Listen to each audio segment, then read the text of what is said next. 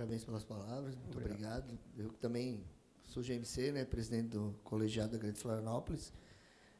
Passando a palavra agora para o senhor Gabriel Arthur, UF, falando sobre Central de Atendimento aos Municípios, as emendas parlamentares estaduais e a nova estrutura do governo do Estado de Santa Catarina. O senhor Gabriel é coordenador da Central de Atendimento aos Municípios da Casa Civil. Gabriel, 30 minutos também, por favor. Bom, se me permitem, eu vou ficar em pé, sou um pouco inquieto. Primeiro, eu queria cumprimentar o Aldo, né, cumprimentar o nosso mediador aqui. Aldo, já te adiantar que é muito importante a participação de vocês, enquanto gestores municipais, para que deem esse feedback e participem dessa construção de um novo governo, né? Hoje, o que eu vim fazer aqui é falar um pouquinho do papel da CAN, né, da Central de Atendimentos, até enquanto parceria com os GMCs que a gente quer ter, um pouquinho da reforma administrativa do governo do Estado, né, o que isso resultou, e até a pedido da FECAM, um pouquinho sobre as emendas impositivas, né, as emendas parlamentares, que hoje, nesse ano, é o primeiro ano que está se pagando, então a gente ainda encontra alguma dificuldade em entendimento e a gente está montando um arcabouço jurídico novo para poder atender a demanda não só dos municípios, mas como dos parlamentares também. Falando um pouquinho da reforma administrativa, né, eu elenquei 5 pontos aqui que eu acho que foram principais. Um é, de fato, a redução da máquina, foram enxugados quase 2.000 cargos comissionados, né, e isso, mais para frente, a gente vai ver alguns resultados que eu trago ali. A digitalização do governo, que são, de fato, ferramentas que foram criadas para facilitar essa relação entre prefeitura, essa própria estrutura da máquina interna do governo do Estado, que é muito grande, era muito pesada. Então, a digitalização do governo não é a digitalização, transformação em papel, e sim a criação de ferramentas que a gente consiga digitalizar o processo de uma forma geral, né? O SGPE, que foi colocado agora como governador como obrigatório, ele é uma plataforma digital de processamento de dados, né? E isso é o que a gente quer abrir para os GMCs, para facilitar essa comunicação, né? A criação de indicadores também é uma novidade no governo. O Coronel Pacheco, que trabalha lá junto à administração, ele está montando indicadores que possam medir o governo em tempo real, tudo que se executa dentro do governo. Então, o governador terá um dashboard na sala dele, acompanhando tudo que acontece em tempo real dentro do Estado, fazendo a medição de cada secretaria, de cada ato. Então, essa é uma inovação. Escritório de processos e escritório de projetos é outra inovação também. Está se mapeando todos os processos dentro do governo do Estado, no intuito de melhorar cada procedimento que se executa, acabar com burocracias, né, retrabalhos que a gente tem muito. E o escritório de projetos, de fato, é um órgão quase que uma secretaria de planejamento. Ele é exclusivo para projetar o Estado, né? Eu vou passar para a próxima tela aqui, que a gente tem alguns resultados, e um deles é do escritório de projetos, que é essa última frase ali, que foram entregues agora pela primeira vez lá aos deputados federais, um banco de dados que reúne 365 projetos, estimado em 580 milhões. Então, é a primeira vez que se faz isso no governo do Estado.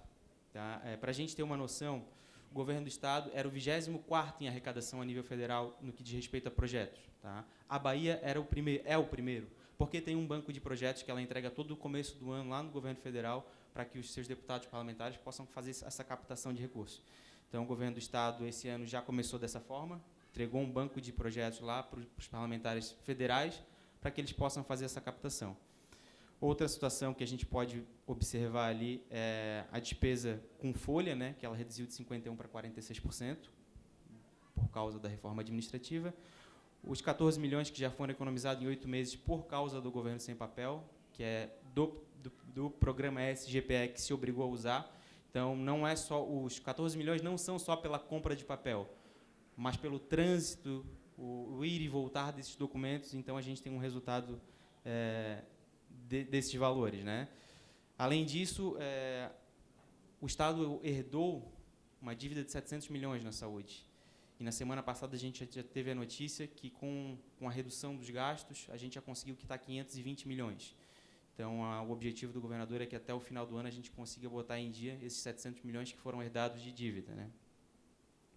Falar um pouquinho da criação da Central de Atendimento aos Municípios, que ela foi visando a entrega aos municípios. Tá? Ela foi criada visando realmente fazer alguma entrega aos municípios.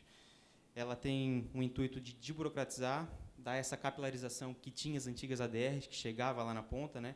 Dar um dinamismo, porque a gente quer encurtar esse caminho, essa conversa, e dar transparência no processo. Essa transparência a gente vai dar através de SIGEF e SGPE, que vai chegar mais à frente. Essa aqui é uma relação de todos os núcleos, então, com a extinção das ADRs, ficaram os núcleos de gestão de convênio, né, que são as pessoas responsáveis do governo do Estado para poder estar atendendo esses GMCs, para poder estar atendendo toda essa demanda, que a gente está iniciando esse processo, é um processo em lapidação, que a gente tem que construir junto com os GMCs quais são as necessidades lá na ponta, que plataforma que a gente precisa melhorar, que canais que a gente precisa abrir. Então, é uma construção que a gente vai fazer em conjunto.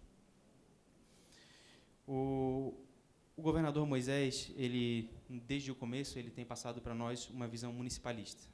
Ele tem a plena ciência que o Estado não cresce se os municípios não crescerem. Então, não existe nenhuma outra receita de bolo que não seja fazer os municípios crescerem. Então, para isso, foi criada a CAN, né, no sentido de aproximar, de fazer esse contato direto com os prefeitos, e a gente tem recebido prefeitos de todo o Estado com diversas demandas, né. A gente, com esse recebimento lá, bem próximo ao governador, a gente consegue fazer um planejamento integrado, traçar as linhas de planejamento do governo do Estado com as linhas de planejamento dos municípios por região. Mais do que isso, a gente empodera os municípios, né. A gente vai falar mais um pouquinho à frente do projeto Recuperar, que é o primeiro ato simbólico de empoderamento dos municípios, e também uma equalização do repasse de recursos, que eu também vou passar à frente, que a gente fez um levantamento e viu a desigualdade no repasse de recursos que existe no Estado. Então, falando um pouquinho do projeto Recuperar, e até para explicar o que tem se falado na mídia aí, o projeto Recuperar não é algo que o Estado quer se eximir de responsabilidade, muito pelo contrário. Ele quer uma cooperação interfederativa, ele quer que todos deem as mãos para poder atuar num bem comum, que são as estradas do Estado, né? Então, o Estado vai repassar recursos, não diretamente para a associação, mas para os consórcios, que são braços executivos das associações, para que as associações priorizem a demanda regionalizada e, assim, tenham o empoderamento de poder decidir por onde começar a obra, né? Isso foi um fundo que foi criado, o Projeto Recuperar é um fundo de 10 milhões mês, que são repassados de forma por rodovia, né? Então, a gente tem uma associação, por exemplo, a região do Cisama, que é aqui de Lages, eles têm em torno de 500 quilômetros, eles vão receber aproximadamente R$ 918 mil por mês. Tá? É um indexador que se criou, pegou-se os 10 milhões que foi disponibilizado o mês, se dividiu pela quantidade de rodovias, né? A gente tem 6 mil quilômetros de rodovia, e a gente tem um indexador que é R$ 1.600 por quilômetro. Então, cada região vai receber o valor por quilômetro que compõe. Tá? Esse é o projeto Recuperar, resumidamente. Hoje de manhã, a gente assinou os primeiros contratos com Sim Catarina, que somatizam 64 municípios, e com os primeiros trabalhos do Sim Catarina, a gente já pôde perceber um resultado de 39% de economia, tá? Nas licitações que o Estado tinha para as licitações que o consórcio está fazendo. Então, já resulta numa economia bem bacana para o Estado. Falando um pouquinho agora do banco de projetos. Esse é um projeto novo, encabeçado pela CAN, onde foi verificado a necessidade, uma necessidade de avaliação criteriosa desses projetos que são apresentados, né, que por si, às vezes, viram convênios, e a necessidade de equalizar a distribuição de recursos. E a equalização, eu falo porque eu vou mostrar a próxima tela para vocês, e isso aqui é um pouco assustador. Esse índice aqui é o IDMS, é um índice desenvolvido pela FECAM. Tá? A gente tem ali a quantidade de municípios que estão qualificados por cada índice, né? Ele é parecido com o IDH, tá? Mas ele é um pouco mais complexo, porque ele leva em consideração diversos fatores, né? Então, aqui a gente tem municípios abaixo de 0,520, municípios médio-baixo, 192 municípios, médio 80 e médio-alto 3. A gente fez um recorte, um lapso temporal aí de 2016 a 2019. Então, para a gente ficar um pouco assustado, os municípios que mais precisam, que tem o IDMS baixo, 20, eles receberam uma média de 1.400.000 nesses 4 anos, né? 5 anos. E os municípios de médio a alto eles receberam 6.947.000, né? Por isso a necessidade de equalização desses recursos.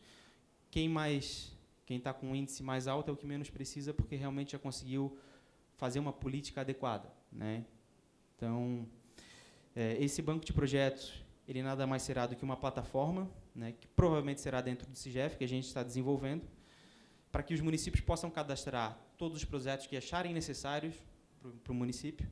Eles serão avaliados com indicadores, né, com indicadores que irão desde o IDMS até outros fatores, que é a própria capacidade de execução do município, que isso o governo federal já faz, né? Então, a gente quer, de fato, qualificar esses projetos para que eles virem convênios, propostas e convênios, para que não virem um gasto sem qualidade nenhuma, né? E o que a gente vê no Estado hoje é projetos que iniciaram lá em 2014, convênios que iniciaram em 2014, e que, por uma série de fatores, uma pavimentação de 2 quilômetros, em 2019 ainda não terminou.